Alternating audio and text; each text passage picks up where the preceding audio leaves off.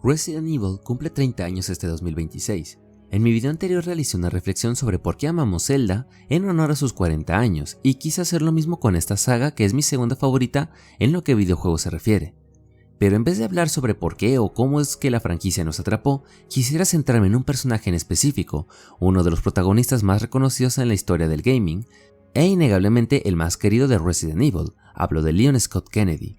Se puede decir muchas cosas sobre este personaje, que es un papucho, que ha protagonizado varios de los mejores juegos de la saga, el debate entre quienes piensan que ha tenido una evolución y los que sienten que está en un estancamiento narrativo, etc.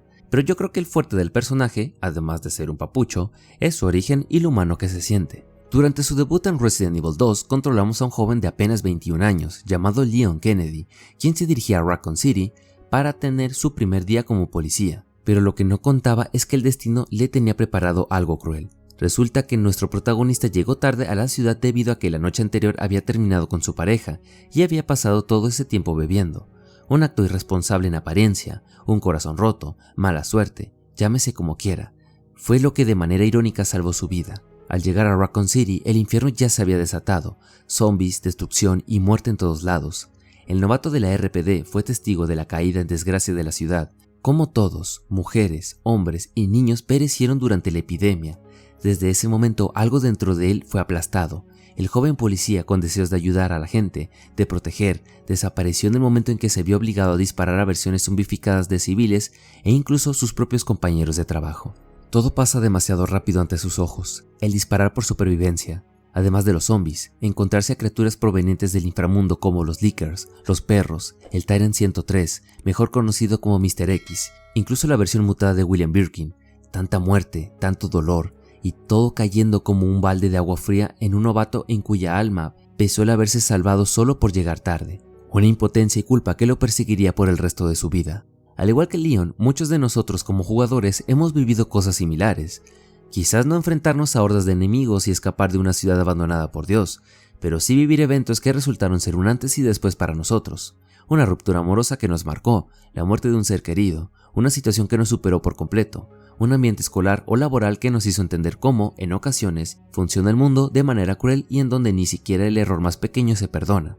Leon en esencia representa ese lado que todos los jugadores han vivido, una ruptura, espiritual o moral, ese punto de no retorno donde sabes que el mundo, ni tú, volverán a ser los mismos luego de algún suceso acontecido. No conforme con eso, el gobierno de los Estados Unidos terminó por capturarlo.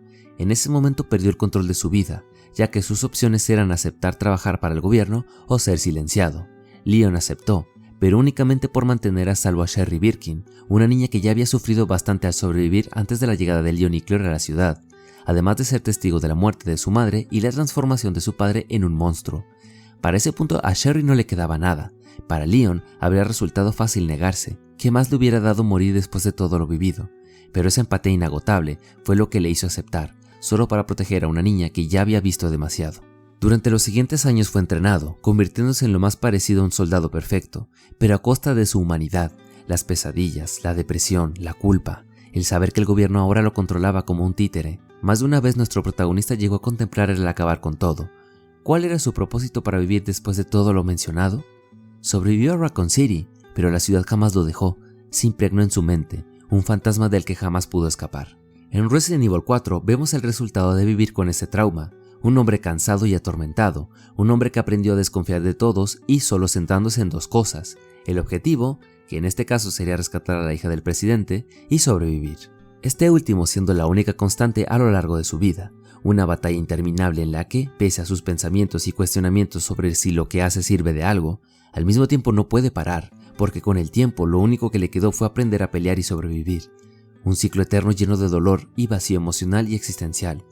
Aún con la cascada de pensamientos que es su cabeza, Leon jamás dejó de intentarlo.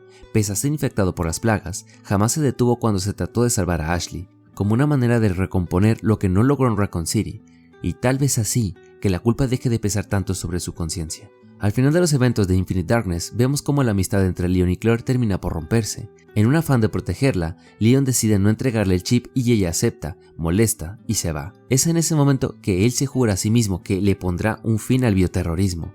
Pero con el pasar de los años, e incapaz de detener la destrucción, es que ese último brote esperanzador muere para siempre. Para Resident Evil 6 y Vendetta lo vemos completamente acabado y mucho más frío que nunca. Asesinar al presidente, Adam Benford, quien había sido la única persona con la que Leon se había animado a hablar un poco más sobre lo que vivió en Raccoon City, ahora convertido en un muerto viviente y abatido. Durante esa cinemática vimos al protagonista dudar durante un momento. Los años ya lo habían forjado, sabía que no existía redención alguna, disparar o morir, el mismo pensamiento desde que inició su infierno personal. Por un momento el novato de 21 años volvió a aparecer, dispararle a uno de los pocos individuos que consideraba un amigo de verdad.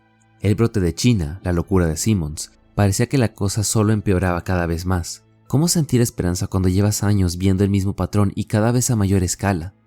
El personaje siempre sufrió de problemas de alcoholismo, pero en Vendetta fue donde vimos más a detalle esa faceta, apático, solo, harto de todo, entrando a la acción por obligación más que por gusto. De ser por él hubiera seguido toda la película ahogándose en alcohol. Y aun con todo, parecía que existía una pequeña chispa de esperanza para él durante los sucesos de Dead Island. Si nos fijamos bien, se le ve mucho más sarcástico y relajado. Puede ser que el hecho de vivir esa aventura en compañía de otros protagonistas que encima entienden perfectamente su sentir interno pareció devolverle una chispa de optimismo, pero esa felicidad no duraría mucho. Durante los avances de Resident Evil 9, nos enteramos de que Leon y otros sobrevivientes de Raccoon City fueron infectados por el denominado síndrome de Raccoon City, restos del virus T, que permanecieron durante su organismo y que fue reactivado 30 años después. El viejo fantasma del pasado por el que él y otros supervivientes habían luchado los volvía a atormentar, pero ya no como un simple recuerdo. Ahora la infección y el tiempo contado estaba sobre sus cabezas. Una broma cruel del destino. El tiempo se les agota, y Leon deberá volver al punto donde todo inició, la comisaría de policía, revivir el trauma una vez más. Pronto averiguaremos qué sorpresas nos aguardará Resident Evil Requiem. ¿Por qué nos identificamos con Leon Kennedy? Porque es un personaje muy humano, que solo intentaba hacer lo correcto, y la crueldad de gente como Ada Wong y el propio gobierno al solo manipularlo y utilizarlo para sus propios intereses. Viendo cómo gente inocente sufría por estos virus, cómo la maldad volvía a asomarse una y otra vez, cada vez con más fuerza y descaro, mientras él envejecía y su alma se fragmentaba cada vez más. Un hombre que, pese a su cansancio, sigue intentándolo, sigue protegiendo, sigue luchando.